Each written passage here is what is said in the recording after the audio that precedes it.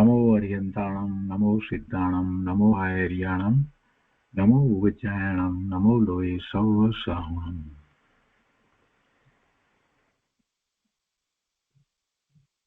क्रमबद्ध पर्याय पूज्य गुरुदेव कांजी स्वामीए क्रमबद्ध पर्याय દ્વારા સમ્યક્તની પ્રાપ્તિનો અપૂર્વ પુરુષાર્થ આપણને બધાને શીખવાડે છે. એમણે જ્યાં જ્યાં જે રીતે પ્રવચન કર્યા ત્યાં ત્યાં બધા જ શાસ્ત્રના પ્રવચન વખતે ક્યાંક ને ક્યાંક કોઈક રીતે જ્યારે વાત આવી, પુરુષાર્થની વાત આવી, ત્યારે એમને અનેક રીતે એ વાત બતાવી, પણ એમાં આ ક્રમબદ્ધ પર્યાયની વાત તો દરેક વખતે એમણે કરી જ છે. એ ક્રમબદ્ધ પર્યાય બધા શાસ્ત્રોમાં એમણે જે રીતે એના સ્વાધ્યાય વખતે કરી એનું સંકલન કરી અને ક્રમબદ્ધ પર્યાય પ્રવચન પુસ્તક જે ગુરુદેવ કાંજી સ્વામીના ક્રમબદ્ધ પર્યાય ઉપરના પ્રવચનોનું સંકલન એવું જે પુસ્તક બહાર પડ્યું એનો આપણે સ્વાધ્યાય કરી રહ્યા છીએ. અને આ એ સ્વાધ્યાય 26મો સ્વાધ્યાય છે, એ આજે આગળ આપણે લઈએ છીએ.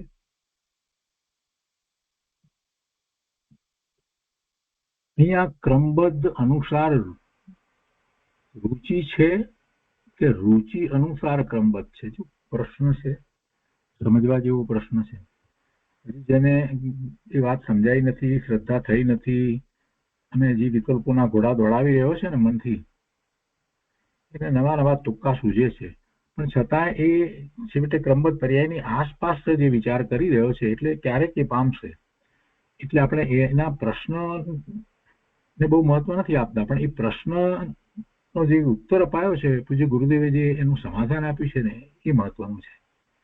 ક્રમબદ્ધ પર્યાય અનુસાર રુચિ છે કે રુચિ અનુસાર ક્રમબદ્ધ છે?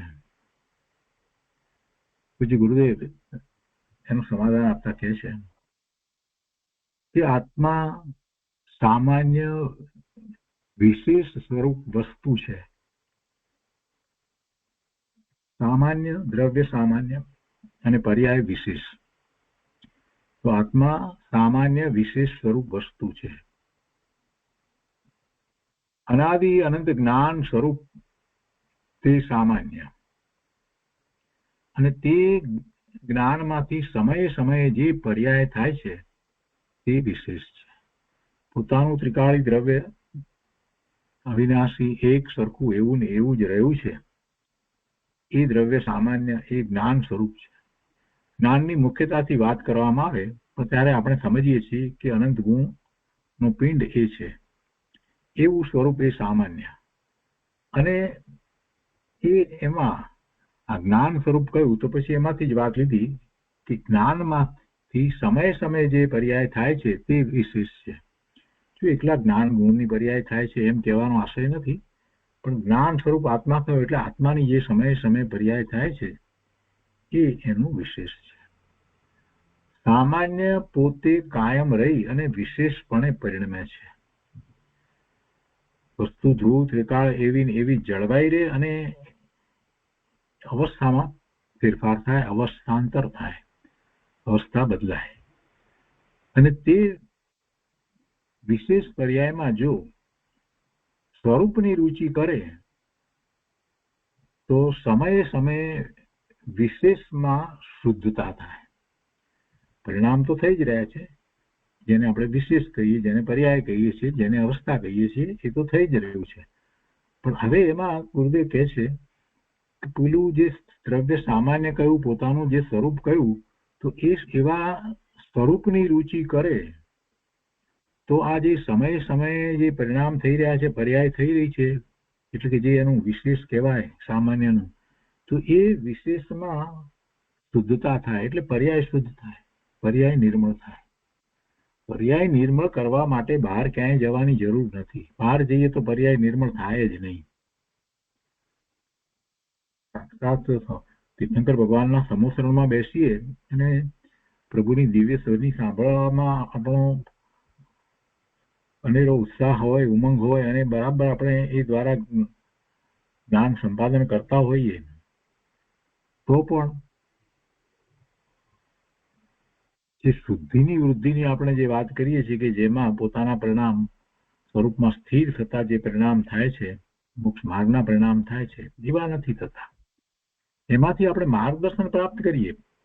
પરમાત્માની વાણી સાક્ષાત પ્રાપ્ત થાય એટલે આપણે પૂરેપૂરું માર્ગદર્શન પ્રાપ્ત કરીએ કે જેથી કરીને આપણે એવો નિર્વિકલ્પ ધ્યાનમાં આત્માની અનુભૂતિનો પુરુષાર્થ કરી શકીએ. પણ છતાંય એને માટે પુરુષાર્થ તો કરવો જ પડે, અને એ પુરુષાર્થમાં કહે છે કે સ્વરૂપની રુચિ કરી અને એનું લક્ષ્ય કરવામાં આવે તો જે વિશેષ એટલે જે પર્યાય થાય છે તે શુદ્ધ થાય છે. અને જો તે વિશેષ એટલે પર્યાયમાં રાગાદી દેહાદી તે હું એવી ઊંધી રુચિ કરે તો પછી એ વિશેષમાં અશુદ્ધતા થાય છે. વિશેષ તો થવાનું જ છે, પર્યાય તો થવાની જ છે, દરેક સમય પર્યાય તો થવાની છે. હવે એમાં એ કેવી રુચિ કરે છે અને ક્યાં લક્ષ કરે છે એ પ્રમાણે એ વિશેષ થશે, એવી પર્યાય થશે. ગુરુદેવ કહે છે કે રાગાદી હું છું એવી ઊંધી રુચિ કરશે અને એમ પ્રવર્તશે તો અશુદ્ધતા થાય છે, એટલે પર્યાય અશુદ્ધ થશે. અને પહેલા જે રીતે કહ્યું એ પ્રમાણે પોતે ત્રિકાળ શુદ્ધ છે એવો નિર્ણય કરી એવી રુચિ સહિત એ પોતાનું શુદ્ધ સ્વરૂપ છે એની રુચિ કરી અને એમાં એકાગ્રતા કરશે તો શુદ્ધ પર્યાય થશે. એટલે વિશેષની અંદર જે એટલે પર્યાયનું પ્રગટવું જે થાય છે બે પ્રકારે લીધું એમણે કે વિશેષમાં શુદ્ધતા થાય અને વિશેષમાં અશુદ્ધતા થાય. અને એનો આધાર શેની ઉપર છે? એનો પુરુષાર્થ કેવો થઈ રહ્યો છે. પુરુષાર્થ સ્વના લક્ષ્ય થઈ રહ્યો છે તો વિશેષની અંદર શુદ્ધતા થાય. પુરુષાર્થ પરના લક્ષ્ય થઈ રહ્યો છે તો વિશેષમાં અશુદ્ધતા થાય. આ રીતે સ્વરૂપની રુચિ કરે તો શુદ્ધ પર્યાય ક્રમબદ્ધ પ્રગટે છે. હવે ગુરુદેવ વાત કરે છે કે પર્યાય થવાની, પણ એ બધી પર્યાય જે થશે તે સ્વની રુચિ કરે છે અને જે પર્યાય થાય છે તે શુદ્ધ પર્યાય તો થાય છે પણ ક્રમબદ્ધ પ્રગટે છે. અને જો વિકારની પરની રુચિ હોય અને અશુદ્ધ પર્યાય થાય તો એ પણ ક્રમબદ્ધ પ્રગટે છે. તો અશુદ્ધ પર્યાય ક્રમબદ્ધ પ્રગટે છે. ચૈતન્યની ક્રમબદ્ધ પર્યાયમાં ફેર પડતો નથી, પણ ક્રમબદ્ધનો નિયમ એવો છે કે જે તરફની રુચિ કરે તે તરફની ક્રમબદ્ધ દશા થાય છે. શું કહ્યું? પર્યાય તો ક્રમબદ્ધ જ થવાની, એક સાથે કે બધી પર્યાય નથી થવાની, એક એક એક એક થવાની, એક પછી એક થવાની છે. ગુણની પર્યાયનો વિચાર કરીએ તો દરેક ગુણની પર્યાય એક સમયમાં એક જ હોય. પછી અનંત ગુણ છે તો અનંત પર્યાય કહેવાય, પણ બધી પર્યાય અનંત મળી અને આત્માની એક પર્યાય એમ આપણે કહીએ. તો જો સ્વરૂપનું લક્ષ છે તો એ શુદ્ધ પર્યાય થાય છે, એ પણ ક્રમબદ્ધ જ થાય છે, એક પછી એક પછી એક પછી એક એમ જ ક્રમમાં જ થાય છે. અને અશુદ્ધ થાય છે તો એ પણ ક્રમબદ્ધ પ્રગટે છે. વિકારની પરની રુચિ કરી અને જ્યારે પરિણામ થતા હોય ત્યારે એ પરિણામ હંમેશા અશુદ્ધ પરિણામ જ હોય અને એ પણ ક્રમબદ્ધ જ હોય. ગુરુદેવ કહે છે કે ચૈતન્યની ક્રમબદ્ધ પર્યાયમાં ફેર પડતો નથી, પણ ક્રમબદ્ધનો નિયમ એવો છે કે જે તરફની રુચિ કરે તે તરફની ક્રમબદ્ધ દશા થાય છે. જેને ક્રમબદ્ધ પર્યાયની શ્રદ્ધા થાય તેને દ્રવ્યની રુચિ થાય, અને જેને દ્રવ્યની રુચિ થાય તેને ક્રમબદ્ધ પર્યાય શુદ્ધ જ થાય. શું કહ્યું? જેને ક્રમબદ્ધ પર્યાયની શ્રદ્ધા થાય એટલે સ્વવિકલ્પ દશામાં એવો નિર્ણય થાય, એની શ્રદ્ધા થાય, તેને દ્રવ્યની રુચિ થાય, એની દ્રષ્ટિ દ્રવ્ય તરફ જાય, સ્વ તરફ વળે. અને જેને એવી દ્રવ્યની રુચિ થાય, દ્રવ્યની દ્રષ્ટિ થાય તો તેની ક્રમબદ્ધ પર્યાય શુદ્ધ જ થાય. એટલે સર્વજ્ઞ ભગવાને જાણ્યા પ્રમાણે ક્રમબદ્ધ પર્યાય જ થાય છે, તેમાં ફેર પડતો જ નથી. આટલું નક્કી કરવામાં તો દ્રવ્ય તરફનો અનંત પુરુષાર્થ આવી જાય છે. સર્વજ્ઞ ભગવાને જાણ્યા પ્રમાણે પર્યાય તો ક્રમબદ્ધ જ થાય છે, જે સમય થવાની છે તે થાય છે ને એક પછી એક એમ જ ગઈ ક્રમમાં જ થાય છે, આડો અવળો ક્રમય નથી અને તેમાં ફેર પડતો જ નથી. કેમ કે ભગવાનના જ્ઞાનમાં જે આવ્યું છે, ભગવાનના જ્ઞાનમાં આવ્યું છે અને એ તો સર્વજ્ઞ પરમાત્મા છે, તો એમ જ હોય, જેવું વસ્તુનું સ્વરૂપ હોય એમ જ ભગવાનના જ્ઞાનમાં આવે ને. આપણે સર્વજ્ઞને માનીએ પણ સર્વજ્ઞના જ્ઞાનમાં એ બધી પર્યાયો આવી કેવી રીતે, જરાક એનો વિચાર કરીએ ને તો એ ખબર પડે. સર્વજ્ઞ કરીએ બરાબર છે, કેવળી થયા, કેવળ જ્ઞાન થયું અને જ્ઞેય માત્રને જાણે, આ બધું બોલીએ છીએ પણ એના પર વિચાર કર્યો કે એ બધું બરાબર છે, પણ એ બધી પર્યાયો ભગવાનને દેખાય છે એ વાત બરાબર, પણ એ દરેક પર્યાય ની અંદર શું છે એ વાત કેટલાય વર્ષો પછી જે પર્યાય થવાની છે, તો એ વખતે કેવી પર્યાય હશે એ બધી વાત અત્યારથી કેવી રીતે આવી જાય છે, અને આવી જાય છે તો એનો અર્થ શું સમજવો, એ એમ જ થવાની હશે, ભગવાનના જ્ઞાનમાં આવે છે તો જ્ઞેય હોય એ જ્ઞાનમાં જણાય, ભગવાનને જ્ઞાનનો પૂર્ણ ઉઘાડ છે તો જ્ઞેય માત્ર જણાય, તો જ્ઞેય તરીકે એ હોય તો જ ભગવાનના જ્ઞાનમાં આવ્યું હોય ને, તો પછી એ તો નક્કી જ હોવું જોઈએ તો જ ભગવાનના જ્ઞાનમાં આવે, નહીં તો કેવી રીતે આવે, જ્ઞેય એવું હોવું જ જોઈએ. અને એ વખતે એવું જ્ઞેય એટલે દરેક પર્યાય માટે એમ કહેવાય કે એ વખતે એવી પર્યાય, એ વખતે એવી પર્યાય, એના પછી એવી, એના પછી એવી, દરેક પર્યાય એમ જ છે, તેમાં ફેર ક્યાંથી પડે. પછી એ પરિણામ કેવા થવાના છે એ આખું નિશ્ચિત છે, તો એ ઉપરથી તો આખો ખ્યાલ આવે છે કે હું નકામાનો બાર ફાંફા મારું છું, પરનું કરવા પણ તો મારું આમાં છે જ નહીં, હું પરનું કાંઈ કરી શકતો જ નથી, અને હું કરવાપણાના ભાવ લઈ અને નકામાનો દુઃખી થઉં છું, પરનું કાંઈ કરી શકતો નથી. અને એમ એ ક્રમબદ્ધ પર્યાયના નિર્ણય દ્વારા અકર્તા ભાવ આવે અને સ્વરૂપની દ્રષ્ટિ થાય છે. એ વાત તો આપણે ઘણી વાર કરી છે, એનો વિસ્તાર અત્યારે નથી લેતા. અહીંયા તો આજે ગુરુદેવે આ બીજી રીતે વાત મૂકી છે, એ સમજવાની કે જેને ક્રમબદ્ધ પર્યાયની શ્રદ્ધા થાય, તેને દ્રવ્યની રુચિ થાય, અને જેને દ્રવ્યની રુચિ થાય તેની ક્રમબદ્ધ પર્યાય શુદ્ધ જ થાય, દ્રવ્યની રુચિ થાય એની ક્રમબદ્ધ પર્યાય શુદ્ધ જ થાય. અહીંયા તો શુદ્ધ પર્યાયની વાત ચાલે છે, એટલે સર્વજ્ઞ ભગવાને જાણ્યા પ્રમાણે ક્રમબદ્ધ પર્યાય થાય છે, પણ તેમાં ફેર પડતો નથી. એટલું નક્કી કરવામાં, ખરેખર એટલું જો આપણે નક્કી કરીએ તો સાચી રીતે નક્કી કરવામાં તો દ્રવ્ય તરફનો પુરુષાર્થ આવી જાય છે, અને એ તો દ્રવ્ય તરફનો તો અનંત પુરુષાર્થ આવી જાય છે. પર્યાયનો ક્રમ ફેરવવો નથી, પણ રુચિ સ્વ તરફ કરવાની છે. પર્યાયનો ક્રમ ફેરવવો નથી, ફેરવવાનો વિકલ્પ કરવાની જરૂર નથી, એ ફેરવવાનું નથી, પણ જે કરી શકાય એનો વિચાર કરવાનો છે કે શું કરી શકાય, તો કે રુચિ સ્વ તરફ કરી શકાય છે એ કરવી, રુચિ સ્વ તરફ કરવાની છે, અને એમ થશે તોય પરિણામ તો ક્રમબદ્ધ જ થશે, અને તો શુદ્ધ પરિણામ થશે. પર તરફ રુચિ હશે તો શુદ્ધ પરિણામ થશે. એટલે ગુરુદેવ કહે છે કે રુચિ સ્વ તરફ કરવાની છે. હવે આ વાત કરી એટલે ફરી પાછો બીજો પ્રશ્ન કર્યો. ક્રમબદ્ધનો નિર્ણય નથી અને પ્રશ્ન ક્રમબદ્ધ ઉપરથી કરે છે. પોતાને ક્રમબદ્ધનો નિર્ણય હોય એને તો કોઈ આવા પ્રશ્ન થતા જ નથી, પણ ક્રમબદ્ધનો નિર્ણય નથી અને એ ક્રમબદ્ધ જાણે કે એ જાણે છે તો ક્રમબદ્ધ પ્રમાણે કે અમે લઈએ છીએ, તો પછી એમ કરી અને એવા પ્રશ્નો ઉભા કરે છે. અહીંયા બીજો પ્રશ્ન ઉભો કર્યો રુચિની વાત કરીને, તો કે સર્વજ્ઞ ભગવાને જોયું હોય ત્યારે આત્માની રુચિ થાય ને, સર્વજ્ઞ ભગવાને જોયું હોય ત્યારે આત્માની રુચિ થાય ને. એનો ઉત્તર ગુરુદેવ આપતા કહે છે કે સર્વજ્ઞ ભગવાન બધું જાણે છે એમ નક્કી કોણે કર્યું? સર્વજ્ઞ ભગવાન બધું જાણે છે એમ નક્કી કોણે કર્યું? તે નક્કી કર્યું, કેવી રીતે નક્કી કર્યું કે સર્વજ્ઞ ભગવાન બધું જાણે છે એવું તે નક્કી કેવી રીતે કર્યું? તે નક્કી કર્યું જરા જવાબ આપો. સર્વજ્ઞ ભગવાને જોયું હોય ત્યારે આત્માની રુચિ થાય, એનો અર્થ કે સર્વજ્ઞ ભગવાને જોયું છે તો સર્વજ્ઞ ભગવાન બધું જાણે છે એમ તું માને છે, પણ એ સર્વજ્ઞ ભગવાન બધું જાણે છે એ નક્કી કોણે કર્યું?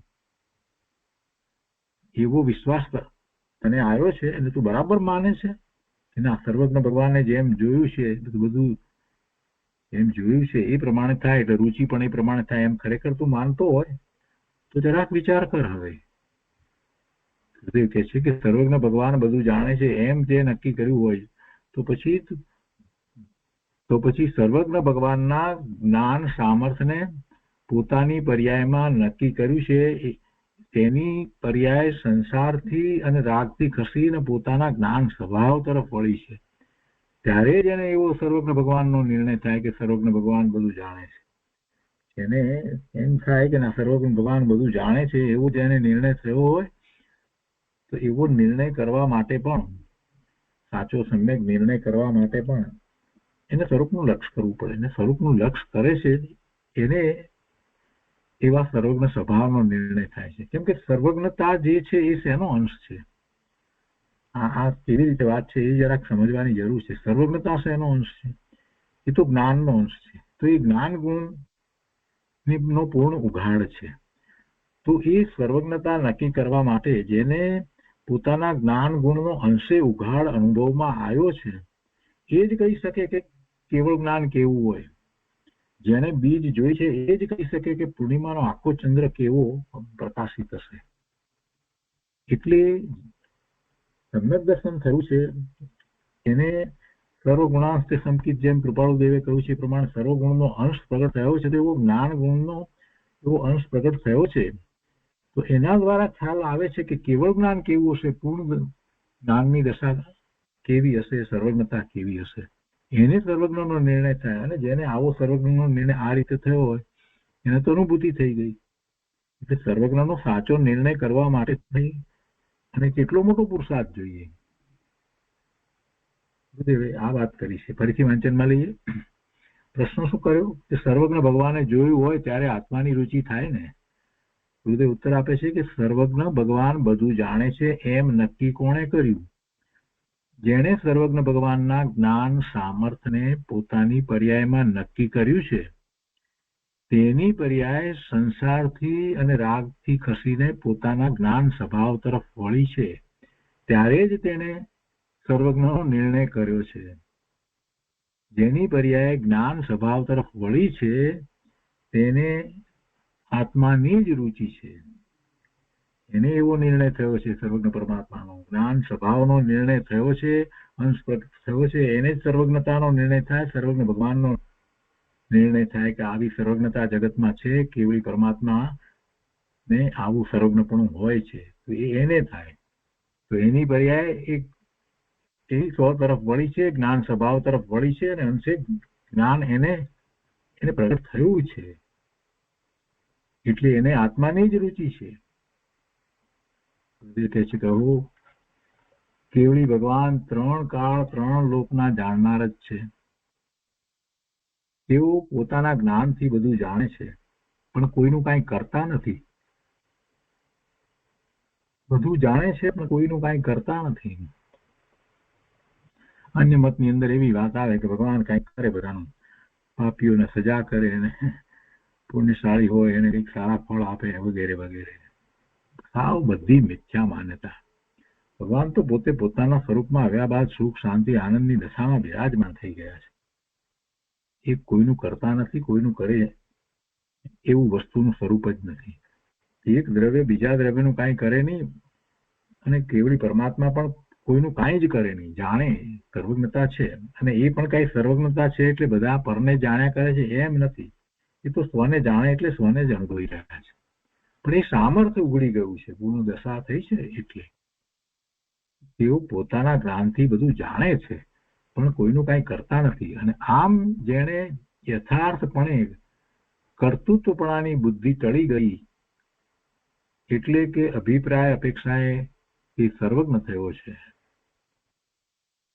આમ જેણે યથાર્થપણે કર્તૃત્વપણાની બુદ્ધિ, જેને એવી કર્તૃત્વપણાની બુદ્ધિ ટળી ગઈ છે, જેને એવો પુરુષાર્થ કરીને એવી કર્તૃત્વપણાની બુદ્ધિને ટાળી છે એટલે એ અભિપ્રાય અપેક્ષાએ એ સર્વજ્ઞ થયો છે. અને આવો સ્વભાવનો અનંત પુરુષાર્થ ક્રમબદ્ધ પર્યાયની શ્રદ્ધામાં આવે છે. ક્રમબદ્ધ પર્યાયની શ્રદ્ધા એ નિયતવાદ નથી પણ સમ્યક પુરુષાર્થવાદ છે. કેમ કે ત્યાં તો પાંચે સંભાય છે. એકલું નિયત એમ નથી કહ્યું, પાંચે સંભાય છે. પાંચે સંભાય સહિત કાર્ય થાય છે. અને એ પર્યાય જે થઈ રહી છે તે પોતાનું ગાળી ધ્રુવ સ્વરૂપ છે એમાંથી એક પછી એક પ્રગટ થાય છે અને પછી એ વિલીન થઈ જાય છે, બીજી પ્રગટ થાય છે. એમ ક્રમે જે પર્યાય પ્રગટ થવા યોગ્ય છે તે થયા કરે છે. આવું જ વસ્તુનું સ્વરૂપ છે.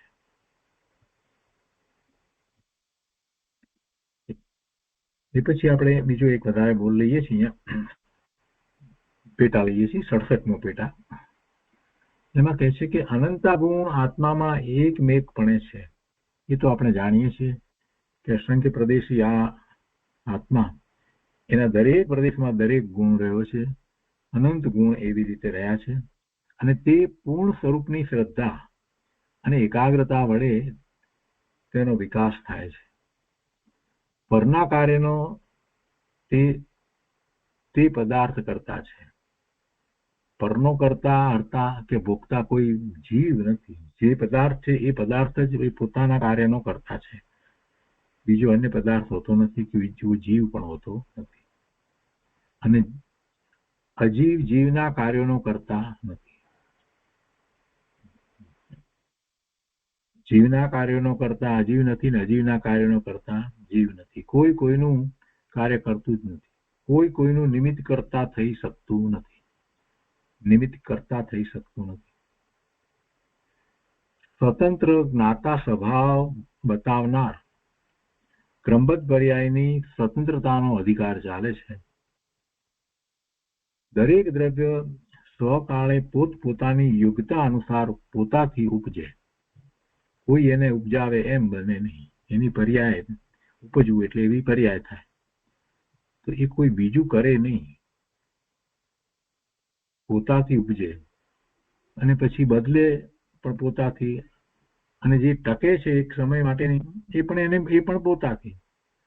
એટલે કોઈ કોઈના કરતા નથી, કારણ નથી, આધાર નથી. કોઈ કોઈના કરતા નથી કે કારણ નથી કે કોઈનો આધાર નથી. મિથ્યા દ્રષ્ટિ જીવને જ્ઞાતા સ્વભાવ રૂચતો જ નથી. તેથી હું પરના કામ કરી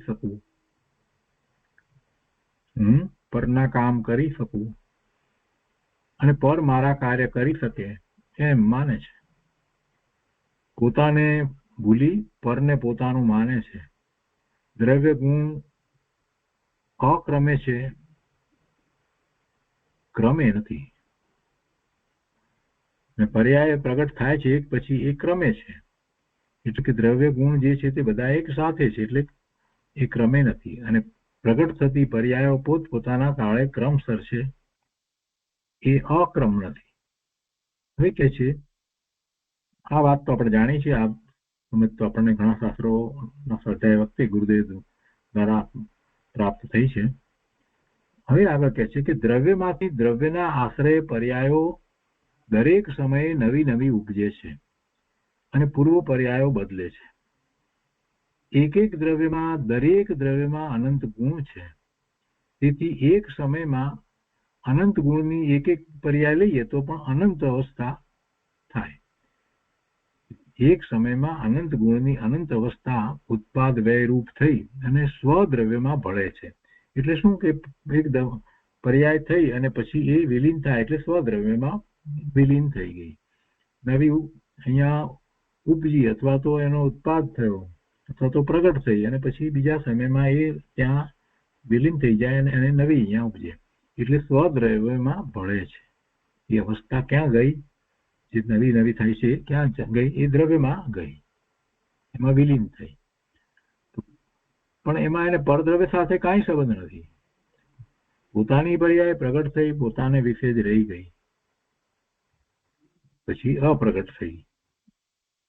પરદ્રવ્ય સાથે કોઈનો એક અંશ પણ મળે નહીં એવી મર્યાદા છે. અને આ જ વાત જીવને સમજાતી નથી. એ બીજા બધા પરદ્રવ્ય સાથે જ કોઈ પણ પરિણામ થાય એને જોડે છે. કોઈના પણ પરિણામને બીજા દ્રવ્યની સાથે જોડે છે અને કર્તા કર્મ પણ બે દ્રવ્યની વચ્ચે સ્થાપે છે. આ મોટામાં મોટી ભૂલ છે. એક દ્રવ્ય બીજા દ્રવ્યનું કાંઈ કાર્ય કરી શકે જ નહીં. બે દ્રવ્ય વચ્ચે કર્તા કર્મ સંબંધ હોય નહીં, નિમિત્ત નૈમિત્તિક સંબંધ જ હોય. એટલે એ વાત જ સમજવાની છે. પરદ્રવ્ય સાથે કોઈનો એક અંશ પણ મળે નહીં એવી મર્યાદા છે. જેમ દ્રવ્ય ગુણ પર્યાય કોઈથી કરાયેલા નથી, તેમ દ્રવ્યના અનંત ગુણોની ક્રમે ક્રમે થતી પર્યાયો પણ કોઈ વડે થતી નથી, કોઈના આધારે નથી થતી, પોતાથી જ છે. સ્વકાળે પ્રગટ થાય છે. કોઈ પર્યાય વહેલી મોડી અથવા તો આડી અવળી થાય એમ નથી. આમ સાચી વસ્તુ સ્થિતિનો નિર્ણય કરે તો પર્યાયના ભેદના આશરે લાભ માનવાની શ્રદ્ધા છે ને, એ ખોટી વિપરીત શ્રદ્ધા છે, એ છૂટી જાય. વસ્તુ સ્થિતિનો સાચો નિર્ણય કરે તો પર્યાયના ભેદના આશરે લાભ માનવાની શ્રદ્ધા છૂટી જાય. ગ્રહણ ત્યાગની કર્તા બુદ્ધિ છૂટી જાય. પોતે કઈ ગ્રહણ કરે ને કોઈ ત્યાગ કરે ને એ કઈ કરે પોતે, એવી કર્તા બુદ્ધિ પણ છૂટી જાય. અંશમાં આખું માનવા રૂપ પર્યાય બુદ્ધિ છૂટી. હું સર્વજ્ઞ સ્વભાવી આત્મા છું, એમાં એકતા બુદ્ધિ થાય અને મિથ્યા અહંકાર જાય. બીજી રીતે આખી વાત ગુરુદેવે કરી, એમાં ક્રમબદ્ધની વાત સાથે આવી ગઈ. પર્યાયો થઈ રહી છે. હવે અહીંયા રુચિની વાત પાછી એક આવે છે કે જ્યાં રુચિ ત્યાં જોર. નિમિત્તથી અને વ્યવહારથી તો આત્મા કર્મો કરતા છે એમ છે ને. નિમિત્તથી અને વ્યવહારથી તો આત્મા કર્મનો કરતા છે ને. વ્યવહારથી આપણે કર્મનો કરતા માનીએ છીએ. દ્રવ્ય કર્મ તો સ્વયં પોતે પોતાથી થાય છે. ભાવ કર્મનો એ કરતા થાય છે, એમાં એને પરનું લક્ષ હોય છે. પણ અહીંયા દ્રવ્ય કર્મની બાબતમાં પણ અજ્ઞાની એમ જ માને છે કે એ કર્મ બાંધે છે, જીવ કર્મ બાંધે છે, એકાંતે એ માને છે ને. ખરેખર તો એ કારણે રજકણો એ વખતે બંધાવા યોગ હતા એ જ બંધાય છે. એમાં જીવના ભાવ છે તે નિમિત્ત કારણ છે. અહીંયા અજ્ઞાની શેના ઉપર જોર આપે છે? નિમિત્ત ઉપર અને વ્યવહારથી. એટલે કે નિમિત્તથી અને વ્યવહારથી તો આત્મા કર્મનો કરતા છે ને, એમ અજ્ઞાની જોર આપે છે. બધું કહે છે કે ભાઈ તારું જોર ઊંધું છે, તું કર્મ તરફ જોર આપે છે. પણ આત્મા અકર્તા છે, જ્ઞાન જ છે, એમ જ્ઞાયક ઉપર જોર કેમ નથી આપતો? આખી બીજી રીતે આખી વાત મૂકી છે ગુરુદેવે કે આપણે જેની ઉપર જોર આપીએ છીએ એમાં મોટે ભાગે શું છે, કર્મના ઉદયો જે છે એ પ્રમાણે થાય છે, એમ જ પકડીને બેઠા છીએ. એટલે જોર તો કર્મનું જ આપણે સ્વીકાર્યું કે બસ જે છે તે બધું કર્મને કારણે થાય છે. ગુરુદેવ કહે છે કે તું એના ઉપર કર્મ ઉપર જોર આપે છે, પણ તું જ્ઞાન મૂર્તિ સિદ્ધ સમાન પૂર્ણ પવિત્ર એવો જ્ઞાયક ભગવાન આત્મા છો, તે જ્ઞાયક ઉપર જોર કેમ નથી આપતો? ત્યાં પર્યાયમાં રોકાઈ રહે છે અને પછી પર્યાય થાય છે તો કે કર્મને કારણે થાય છે, બસ ત્યાં ને ત્યાં જ રહેવું છે તારે. એનું જોર આપ્યા કરે છે, પણ બીજી તરફ પણ જોર આપને. તું તારા જ્ઞાયક સ્વભાવ ઉપર કેમ જોર નથી આપતો કે તું સર્વજ્ઞ સ્વભાવી ભગવાન આત્મા ત્રિકાળ જ્ઞાન આનંદ સ્વરૂપ છો? જે વસ્તુ સ્વરૂપે તો એવું જ છે, પર્યાયમાં અત્યારે પ્રગટ નથી પણ એમ જ છે. તો એવા જ્ઞાયક ઉપર કેમ જોર નથી આપતો? આપણને સામો પ્રશ્ન પૂછી અને એક નવી દ્રષ્ટિ આપે છે કે આપણે એમ કેમ નથી જોર આપતા કે હું જ્ઞાયક છું, જ્ઞાયક છું, જ્ઞાયક છું, જ્ઞાન સ્વરૂપ ભગવાન આત્મા છું, શુદ્ધ છું, પૂર્ણ છું, પવિત્ર છું, તો બધું જાણું છું, કરવા વાળો નથી, હું જાણવા વાળો માત્ર છું, જ્ઞાયક જ છું, કોઈનો કરતા નથી, કોઈ પરદ્રવ્યનો કરતા નથી, બધા દ્રવ્યોને જાણું, એ મારો સ્વભાવ છે તો જાણું છું, એ મારો જ્ઞાન સ્વભાવ છે તો જાણું છું. તો એવા જ્ઞાયક ઉપર જોર આપવું જોઈએ ને. કે છે કે એમ જ્ઞાયક ઉપર જોર કેમ નથી આપતો? જેને જ્ઞાયકની રુચિ નથી અને રાગની રુચિ છે, તે જ કર્મના કર્તાપણા ઉપર જોર આપે છે કે કર્તા કર્મ બધું કરે, એનું કર્મનું કર્તાપણું છે એના ઉપર જોર કોણ આપે? કે જેને જ્ઞાયકની રુચિ નથી અને શુભ ભાવ કે અશુભ ભાવ, મોટે ભાગે શુભ ભાવની રુચિ છે, એ જ કર્મના કર્તાપણા ઉપર જોર આપે. કર્મ છે એ કરતા થઈ અને બધું કરે અને એની જ વાત કરે. કેમ? કેમ કે એને જ્ઞાયકની રુચિ નથી. જો જ્ઞાયકની રુચિ હોય તો એના વિશે વિચાર કરે. જે દ્રવ્ય સ્વરૂપનો અભ્યાસ કર્યો એમાં જે જ્ઞાયકની વાત આવી, જ્ઞાન સ્વભાવી આત્મા પોતે જ્ઞાયક જ્ઞાયક જ્ઞાયક જ્ઞાયક ત્રિકાળ જ્ઞાયક જ રહેશે, ક્યારેય એ કરતા થતો જ નથી. આ જીવ ભૂતકાળમાં એ જ્ઞાયક જ હતો, સાચા અર્થમાં તો જ્ઞાયક જ હતો, પણ માન્યતા કરી કે આ કામ હું કરું ને આ કામ મેં કર્યા. હજી અત્યારે વર્તમાનમાં એ હજી ખસતું નથી. વર્તમાનમાં પણ હજી આટલો બધો અભ્યાસ કર્યા પછી પણ જીવને કરતા ભાવ ક્યાં છૂટે છે? અમે આ કર્યું, અમે આ કર્યું, અમે આમ કર્યું, તેમ કર્યું, બધે પોતાના જૂના જે કાર્યો જે થયા છે પોતાની સમીપમાં, એ બધાનું કરતા પણ હજી પકડીને બેઠો છે આ જીવ. અમે આમ કર્યું, અમે આમ કર્યું, અમે આમ કર્યું. અહીંયા કહે છે કે ભાઈ આ તું એના ઉપર જ જોર આપીને બેઠો છો, જે કાર્ય ઉપર જોર આપીને બેઠો છે, એ કાર્ય આનું એક કાર્ય તું કરી શકતો નથી. તું જ્ઞાન સ્વભાવી ભગવાન આત્મા છો, તો એવા તારા જ્ઞાન સ્વભાવનો નિર્ણય કરીને તું જ્ઞાયક ઉપર કેમ જોર નથી આપતો? જ્ઞાયક ઉપર જોર આપને. બહુ સરસ વાત મૂકી છે. આખી વાત જુદી રીતે મૂકી અને ગુરુદેવ આપણને પુરુષાર્થ તરફ લઈ જાય છે કે તારે આ રીતે પુરુષાર્થ થાય. હું જ્ઞાયક છું એના તરફ જોર આપવાનું છે. બીજે શું જોર આપવું છે? કેવા પરિણામ થશે ને કેમ થશે ને કેવા પરિણામ ભૂતકાળમાં થયા ને આમાં મારા પરિણામ મેં કર્યા ને વગેરે વગેરે વગેરે એમાંથી ઊંચો આવતો નથી ને જ્ઞાયકને ભૂલી જાય છે. જ્ઞાન સ્વભાવ પોતાનો પોતે જ્ઞાયક, એના ઉપર તો જોર આપતો નથી, એને વિચારણામાં લેતો નથી, એને ચિંતનમાં લેતો નથી. આગળ કહે છે કે ક્રમબદ્ધ પર્યાયનો યથાર્થ નિર્ણય કરનાર કાળના પ્રવાહ સામે નથી જોતો. કાળનો પ્રવાહ તો ચાલવાનો જ છે, કેમ કે એ તો કાળાનું છે, એનું પરિણમન થઈ રહ્યું છે ને એની પર્યાયને આપણે એક સમય બે સમય પછી વધારે સમય સેકન્ડ મિનિટ આ એ બધા પ્રમાણે જોઈએ છીએ. એ કાળનો પ્રવાહ તો છે, પણ ક્રમબદ્ધ પર્યાયનો યથાર્થ નિર્ણય કરનાર એ કાળના પ્રવાહ સામે નથી જોતો, પણ જ્ઞાયક સ્વભાવ સામે જુએ છે. એ જ્ઞાયક સ્વભાવ સામે જુએ છે. કેમ કે વસ્તુની ક્રમબદ્ધ પર્યાય કઈ કાળને લીધે નથી થતી. વસ્તુની ક્રમબદ્ધ પર્યાય કઈ કાળને લીધે થતી નથી. વસ્તુનો સ્વભાવ છે પરિણમવાનો, માટે પરિણમે છે, એટલે એના પરિણામ એમાં પોતામાંથી થાય છે. વસ્તુના પરિણામ વસ્તુને વિશે થાય છે અને બીજો કોઈ એને કરતો નથી.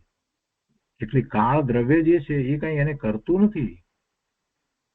વસ્તુની ક્રમબદ્ધ પર્યાય કઈ કાળને લીધે થતી નથી. કાળ દ્રવ્ય તો પરિણમનમાં બધા દ્રવ્યોને એક સાથે નિમિત્ત છે. એ તો એક સાથે બધા દ્રવ્યોને નિમિત્ત થાય છે ને. છતાં કોઈ પરમાણુ સ્કંદમાં જોડાય તે જ વખતે બીજો તેમાંથી છૂટો પડે, એક જીવ સમ્યક દર્શન પામે અને બીજો જીવ તે જ વખતે કેવળ જ્ઞાન પામી જાય. એ પ્રમાણે જીવ અને અજીવ દ્રવ્યો પોતપોતાની યોગ્યતા પ્રમાણે પરિણમે, એમના પરિણામ થાય એ વખતે બધા માટે આ જે કાળ દ્રવ્યનું પરિણમન જે છે એ નિમિત્ત છે. પણ બધા પોતપોતાનું પરિણમન પોતાની યોગ્યતા પ્રમાણે કરે છે અને એ ભિન્ન ભિન્ન અવસ્થાઓ રૂપે ક્રમબદ્ધ પરિણામ થાય છે. માટે પોતાના જ્ઞાન પરિણામનો પ્રવાહ જ્યાંથી વહે છે એવા જ્ઞાયક સ્વભાવ ઉપર દ્રષ્ટિ રાખીને જ ક્રમબદ્ધ પર્યાયનું યથાર્થ જ્ઞાન થાય છે. પેલી વાત તો સમજાઈ ગઈ કે કેમ એના ઉપર જોર નથી આપતો. ચાલો એ વાત સમજાય કે હવે એના ઉપર જ જોર આપવાનું. પછી બીજી વાત અહીંયા ગુરુદેવે એ રીતે લીધી કે એ ક્રમબદ્ધ પર્યાય જે છે એ કઈ કાળને લીધે નથી થતી. કાળ કઈ એ પરિણમન કરાવતો નથી. ક્રમબદ્ધ પર્યાય જીવની હોય કે જીવની હોય, જેની પણ ક્રમબદ્ધ પર્યાય થતી હોય તો એ પર્યાય કોઈ કાળ દ્રવ્ય તો કરાવતો નથી, એટલે કાળને લીધે તો થતી નથી. કેમ કે એનું પરિણમન થાય છે એમાં તો બધા કેટલા બધા જીવ હજી બધા ની પર્યાય થાય છે. એટલે એક જ સમય લઈએ તો એ કાળ દ્રવ્યની પર્યાય એક સમયની જે એને આપણે એક સમય કહીએ, તો વધારે લઈએ થોડીક એક સેકન્ડની અસંખ્ય એ પર્યાયો થઈ કાળની. પણ એ એક સેકન્ડમાં કેટલા આનંદ પદાર્થોના પરિણામો થઈ રહ્યા છે, જીવો અજીવો બધાના. તો બધાને એ નિમિત્ત થાય છે. કાંઈ કોઈના પરિણામ કરે છે? કોઈના પરિણામ કરી શકે નહીં. કાળા દ્રવ્ય બીજાના પરિણામ ક્યાંથી કરે? અને એ વખતે જાત જાતના પરિણામો થાય છે. સ્કંદના પરિણામ, પરમાણુ સ્કંદમાં જોડાય, કોઈ છૂટો પડે ને કોઈ કંઈક થાય, જીવના પરિણામ જાત જાતના બધા થતા હોય, આ બધું થાય છે. એટલે એ ઉપરથી ગુરુદેવ સમજાવે છે કે ક્રમબદ્ધ પર્યાય જે થાય છે તે થવાની છે, તે થાય છે એ પરિણમન છે. અને પરિણમન એ જે થાય છે તો દ્રવ્યની એનું એ પરિણમન થઈ રહ્યું છે, એ પ્રગટ પરિણમન છે. અને એ પરિણમનમાં પછી અવ્યવસ્થા કેવી રીતે આવે? એક સરખું પરિણમન થઈ રહ્યું હોય એમાં આડું અવળું કેવી રીતે થાય? પર્યાયો આઘી પાછી કેવી રીતે થાય? એક પછી એક પ્રગટ થાય. આખો પ્રવાહ એ રીતે જ હોય. મોતીની માળાની અંદર જે જગ્યાએ લાલ મોતી હોય એના પછી સફેદ હોય, એના પછી લીલું હોય, એના પછી પાછું સફેદ હોય, પછી પાછું પીળું હોય, એના પછી સફેદ હોય, પાછું એના પછી બ્લુ હોય. આ પ્રમાણે ક્રમ ચાલ્યો આવતો હોય તો આવે. પછી આડું અવળું કેવી રીતે થઈ શકે? થઈ જ ન શકે. એવી રીતે આ પરિણામ દ્રવ્યમાંથી પરિણામ આવે છે. અને એ બધા પરિણામ એમ ક્રમબદ્ધ જ થઈ રહ્યા છે. એને બીજું દ્રવ્ય કરાવતું નથી. કાળ દ્રવ્ય પણ એને પરિણામ કરાવતું નથી. અને એમ જયારે દ્રષ્ટિ થાય છે, એમ જયારે સમજ આવે છે, તો પછી દ્રષ્ટિ આપોઆપ દ્રવ્ય તરફ જાય છે. જે પરિણામ થઈ રહ્યા છે, પરિણામો જેના થઈ રહ્યા છે, એવા દ્રવ્ય તરફ દ્રષ્ટિ જાય છે. એટલે ક્રમબદ્ધ પર્યાયનો નિર્ણય થતા દ્રષ્ટિ દ્રવ્ય તરફ જાય છે. તો એ પ્રમાણે જીવ અજીવ દ્રવ્યમાં પોતપોતાની યોગ્યતા પ્રમાણે ભિન્ન ભિન્ન અવસ્થા રૂપે પરિણમન થઈ રહ્યું છે. એ ક્રમબદ્ધ પરિણમન થાય છે. અને માટે પોતાના જ્ઞાન પરિણામનો પ્રવાહ જ્યાંથી વહે છે એવા જ્ઞાયક સ્વભાવ ઉપર દ્રષ્ટિ રાખીને જ ક્રમબદ્ધ પર્યાયનું યથાર્થ જ્ઞાન થાય છે. અને એની દ્રષ્ટિ કરતા યથાર્થ જ્ઞાન કેમ થાય છે? કે જ્ઞાન સ્વભાવ નો અંશે ઉઘાડ થાય છે. અને એમાં જ્ઞાન સ્વભાવનો અંશે ઉઘાડ થાય છે તો એ દ્વારા એને સર્વજ્ઞતાનો પણ નિર્ણય થઈ જાય છે. અને પોતાના પરિણામ આ જ રીતે થઈ રહ્યા છે એવો નિર્ણય થાય છે. એટલે ક્રમબદ્ધ જ છે એનો નિર્ણય પણ એને થઈ જાય.